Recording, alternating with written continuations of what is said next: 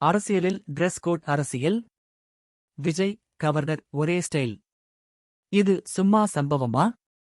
தமிழ்நாடு அரசியல் களம் நாளுக்கு நாள் புதிய மாற்றங்களை சந்தித்துக் கொண்டிருக்கிறது. இந்த முறை தேர்தல் சூழலில் பேசுபொருளாக மாறியிருப்பது டிரெஸ் கோட் பாலிடிக்ஸ்.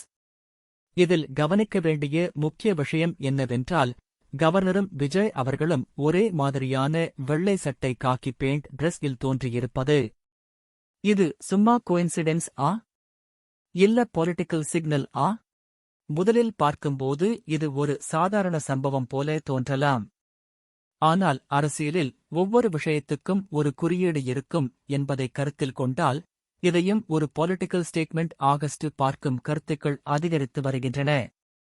வெள்ளை நிறம் சுத்தம், நேர்மை. காக்கி கட்டுப்பாடு, அதிகாரம்.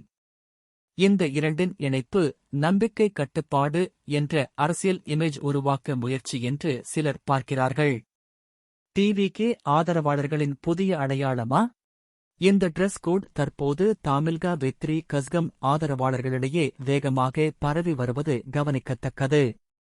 வீதிகளில், பிரச்சாரங்களில், சமூக வலைதளங்களில் பலர் இதை ஒயிட் காக்கி ஐ பின்பற்ற ஆரம்பித்துள்ளனர். அதுவும் குறிப்பிடத்தக்க விஷயம் என்னவென்றால், இது எந்த அதிகாரப்பூர்வ அறிவிப்பும் இல்லாமல் ஆர்கானிக் ட்ரெண்ட் ஆகஸ்ட் உருவாகியுள்ளது. பழைய கட்சிகள் வெர்சஸ் புதிய அணுகுமுறை.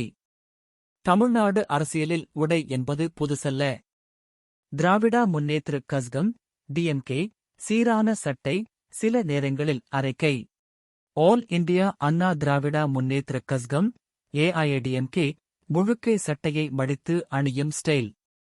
இவை எல்லாமே காலப்போக்கில் ஒரு பொலிட்டிக்கல் ஐடென்டிட்டி ஆகஸ்ட் மாறிவிட்டன. இப்போது அதேபோல டிவிகே ஒரு சாஃப்ட் கலர் பேஸ்ட் ஐடென்டிட்டி உருவாக்க முயற்சி செய்கிறதா என்ற கேள்வி எழுகிறது. உடை மட்டும் இல்ல, வாழ்க்கை முறை கூட அரசியல். அரசியலில் உடை, நடத்தை, பயன்படுத்தும் வாகனம் எல்லாமே ஒரு இமேஜ் பில்டிங் டூல். முன்பு ஒரு கட்சி சஃபாரி வெஹிக்கிள்ஸ், மற்றொன்று சுமோ டாமினன்ஸ். இப்போது ஹை-எண்ட் வெஹிக்கிள்ஸ், பிரீமியம் பிராண்டிங். அதேபோல மினிமலிஸ்ட் டிரெஸ் கோட்ஸ். இவை எல்லாமே நாம் யார் என்பதை சொல்லும் சைலண்ட் கம்யூனிகேஷன். கவர்னர் விஜய் ஒரே டிரெஸ் கோட் உண்மையில் என்ன அர்த்தம்? இது 3 வகையில் பார்க்கப்படுகிறது. கோயின்சிடென்ஸ், சாமானியமாக நடந்த ஒன்று. குட்வில் ஜெஸ்டர், ஒரு மரியாதை குறியீடு. பொலிட்டிக்கல் மெசேஜிங், மறைமுக சிக்னல். உண்மை எது என்பதை உறுதியாக சொல்ல முடியாது.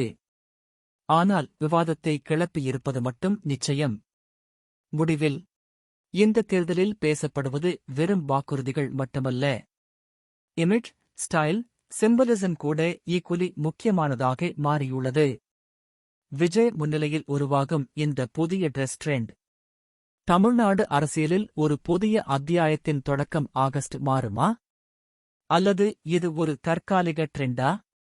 பதில் தேர்தல் முடிவுகளோடு வெளிவரும்.